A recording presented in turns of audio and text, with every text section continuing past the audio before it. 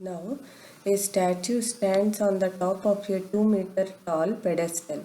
From a point on the ground, the angle of elevation of the top of the statue is 60 degrees, and from the same point, the angle of elevation of the top of the pedestal is 45 degrees. Find the height of the statue.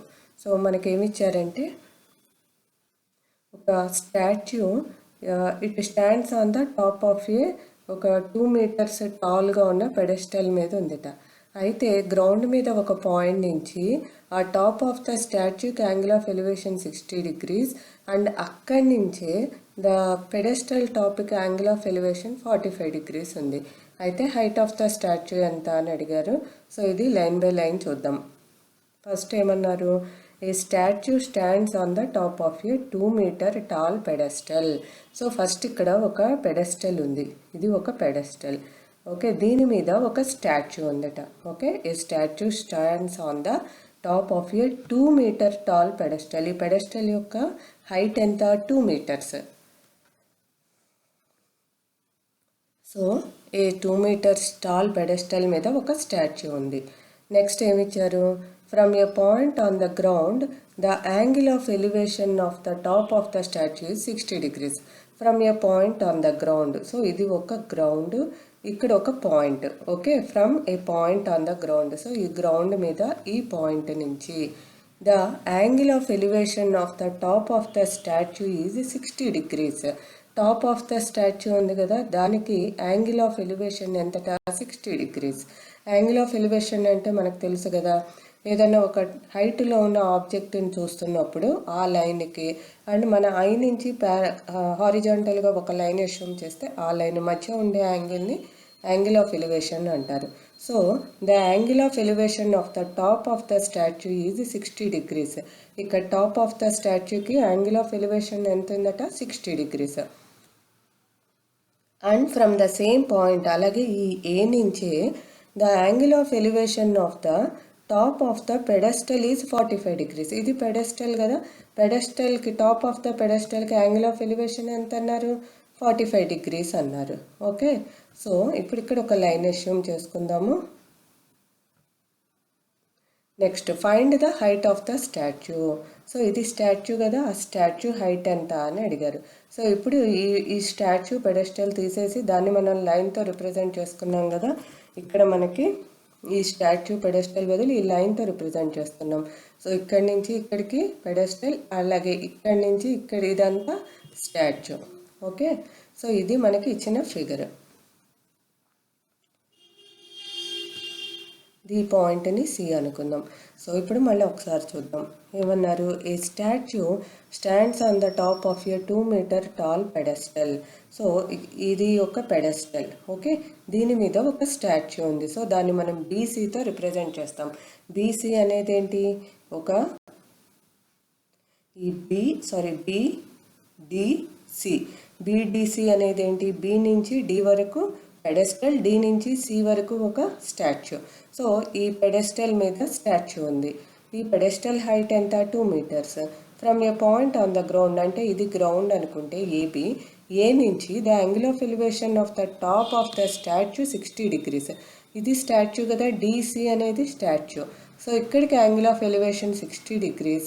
అలాగే and from the same point, అంటే ఈ A నుంచే the angle of elevation of the top of the pedestal is 45 degrees. BD అనేది BD అనేది pedestal, D అనేది top of the pedestal. So ఇక్కడికి angle of elevation 45 degrees.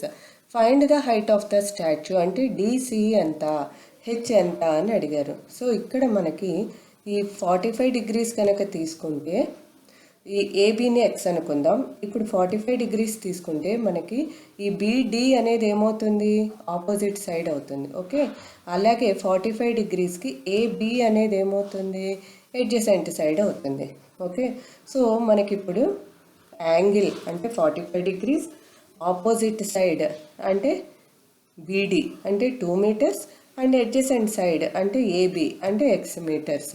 Okay, so 45 degrees, 2 meters, x meters అంటే 45 degrees opposite side adjacent side. So angle opposite side adjacent side tan theta. So మనం use చేసే formula tan 45 degrees is equal to opposite side by adjacent side అంటే 2/x. tan 45 degrees ఎంత 1. So 1 is equal to 2/x, x is equal to 2. Next 60 degrees తీసుకుంటే ఈ 60 degreesకి BC అనేది ఏమవుతుంది, opposite side అవుతుంది. Okay, అలాగే ఏబి అనేది ఏమవుతుంది, అడ్జసెంట్ సైడ్ అవుతుంది. అవునా? సో అలాగే మనకి ఇక్కడ angle opposite side adjacent side. Angle అంటే 60 degrees, ఆపోజిట్ సైడ్ ఎంత, సిబి అంటే ఎంత, h+2. ఇదంతా కదా, ఇక్కడ నుంచి సి నుంచి డి వరకు హెచ్, అలాగే డి నుంచి బి వరకు 2. సో సిబిబి మొత్తం ఎంత అవుతుంది, h+2. సో ఇక్కడ మనకి 60 degrees h+2 x. అలాగే మళ్ళీ ఇక్కడ angle opposite side adjacent side కదా, ఇక్కడ యాంగిల్ ఇదంతా ఆపోజిట్ సైడ్, నెక్స్ట్ ఇదంతా అడ్జసెంట్ సైడ్. సో మళ్ళీ యూస్ చేసే formula tan theta. tan theta is equal to opposite side by adjacent side. So theta ఎంత, 60 degrees. tan 60 degrees is equal to opposite side ఎంత, h+2, adjacent side ఎంత, x. So tan 60 degrees value ఎంత, √3. √3 is equal to h+2/x. మనకి x value ఎంత వచ్చింది, 2 వచ్చింది. So ఆ 2ని ఇక్కడ సబ్స్టిట్యూట్ చేసుకుంటే √3 ఈజ్ ఈక్వల్ టు h+2/2. దీన్ని క్రాస్ మల్టిప్లై చేసాము. నెక్స్ట్ వేరియబుల్స్ ఒకవైపు, కాన్స్టెంట్స్ ఒకవైపు, అంటే h is equal to 2√3 - 2.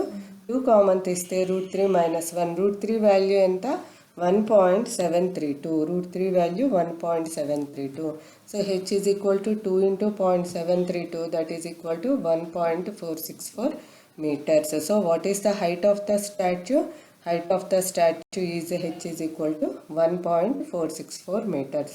So మీకు ఈ ప్రాబ్లమ్స్ అన్నీ రిపీటెడ్గా ఒకే మోడల్లో ఉన్నాయి.